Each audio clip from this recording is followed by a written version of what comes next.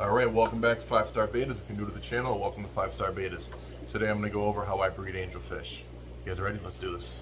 So first off, I breed my angelfish in 20 talls. My pH is right around 7.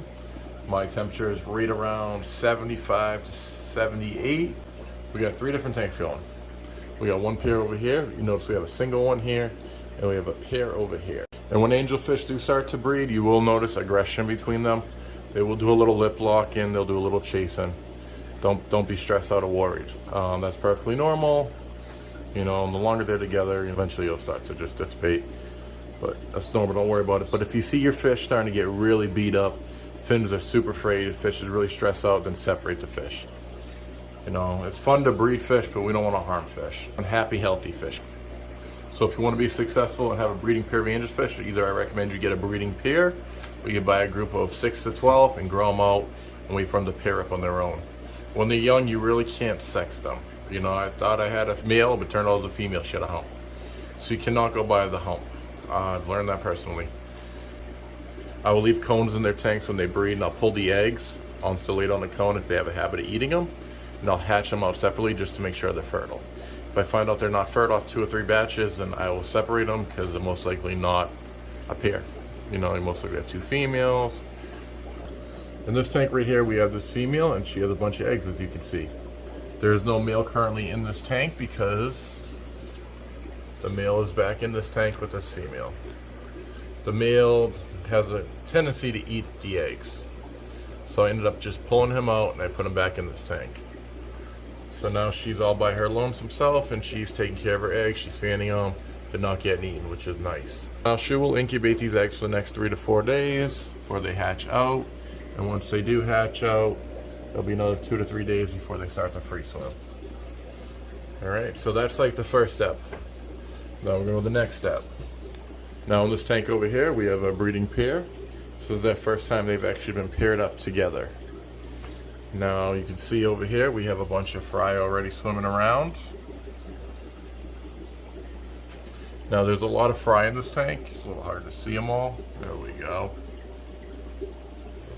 So they had their own eggs that they had hatched out. And this pair that were in this tank together, they had laid their eggs when the male was eating them. So I actually threw the cone into this tank after their fish eggs had already hatched out, and there were little fry in the corner. So they sat on them for another 2 days, those eggs, along with their fry. Once they hatched out, they put the fry with their fry.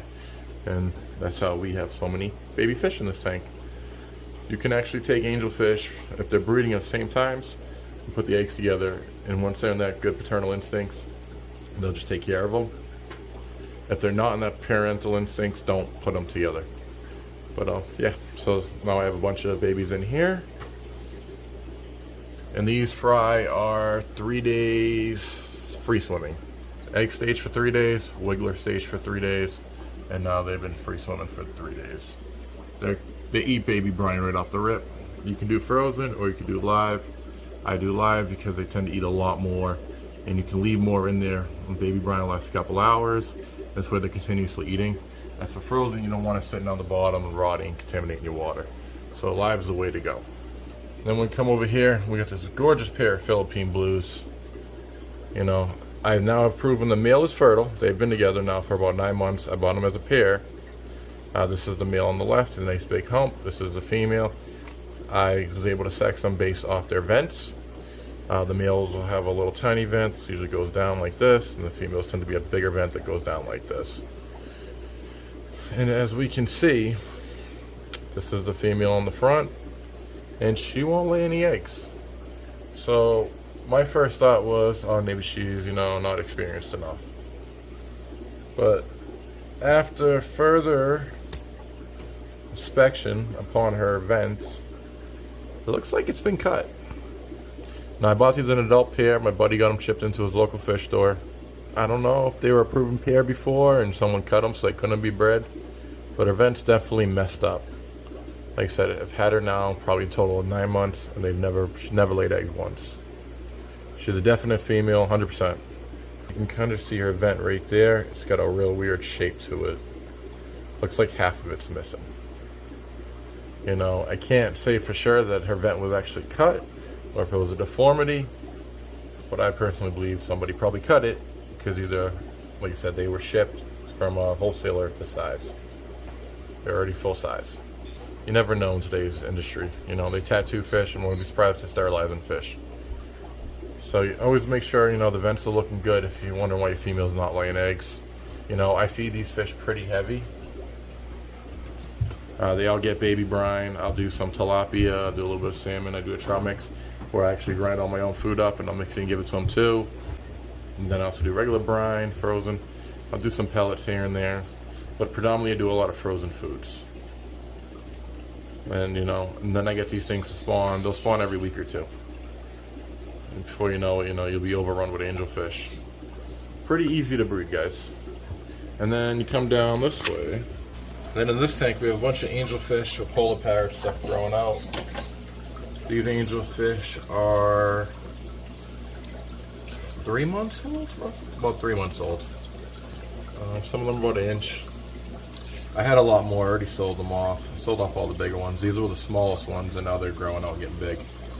Sometimes when certain fish, when you're growing out baby fish, some are going to grow faster than others, I recommend separating them. That way the babies can eat more food and they'll grow just as fast. When they all competing for food, the growth rate's going to slow down significantly. Yeah, a lot of marble angels are looking awesome. These are some of the healthiest angelfish I think I've ever owned.